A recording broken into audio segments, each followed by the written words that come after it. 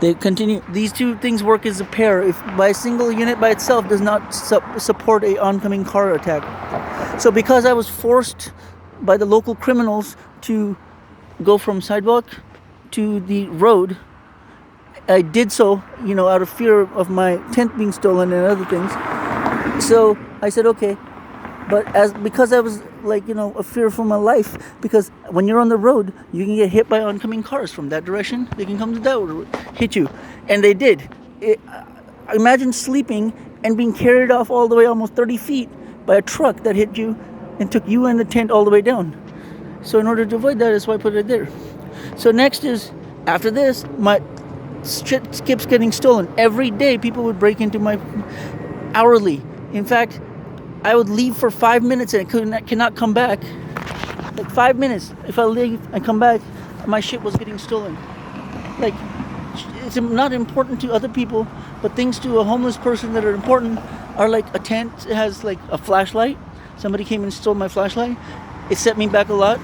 Somebody came and stole my food. Set me back a lot. It took me 8 months to fucking panhandle to get 2 laptops that I had. Okay? And I went right there across the street, right there, to dry out my tent the day it had rained. And so I went over there across the street, right there in that spot, and it was starting to rain again. So I said, okay, I gotta go get a piece of tarp to cover up my thing. I went 2 blocks that way to your left, and I basically, by the time I came back, less than 30 minutes had transpired.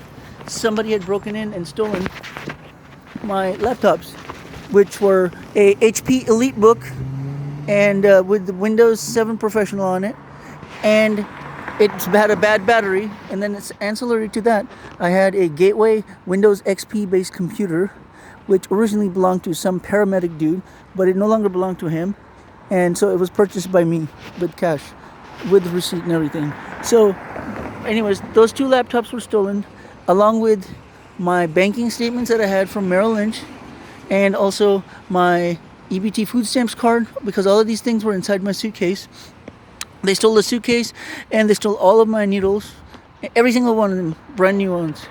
And they basically, I don't know what they were doing, so they stole them all from there. So I was devastated by that. So in order to prevent these daily thefts, I tried originally calling for police for help, which was to no avail. So then I decided to do what I could with the best I could. I started scavenging for fence parts like that. Because these fence parts, I scavenged them. I would bring in one at a time, one at a day, or one every 2-3 days I could find them. So the reason is because with the fence there, and that set up there, it prevents people from hitting me. But then the next problem started. Because every single driver pretty much that drives on this road, right here, they drive at high speed. They do not follow the prescribed speed limit of 25 miles an hour, which is the legal speed limit. 25, yes, correct. I looked it up. But then later on they transported, some people say it's going to 45 miles an hour.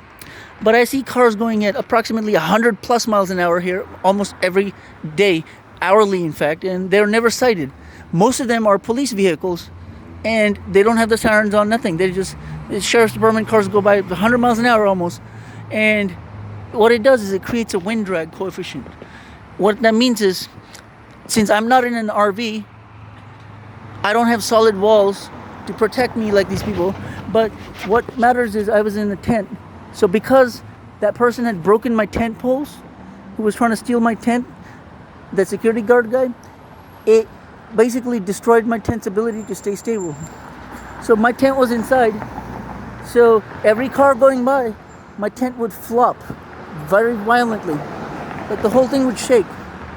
So I, being too poor to afford a tent, I did my best to compensate for it by either putting things inside of it, outside of it, whatever. Long story short, but then I got that idea out of my head. So then I started scavenging for pieces of wood so that I could build a solid wall around me so that it wouldn't like have to look in fear every fucking 5 seconds that my tent is going to fly away or not. So that's why I built a wooden structure slowly and surely, but with pieces I could, because that allowed me to have a roof over my head, That's why I put my tent away, because my tent was destroyed. So now I had a fence structure around me, and I had my wooden thing built, and so I was like, great, this is fine. But also I had built a shower before yesterday in the back, and I had paid for a toilet from United Site Services. So this is a paid toilet, not a free toilet by them. And so the toilet company put it here, right there, for me. And so then I had to fight a battle daily now with people who are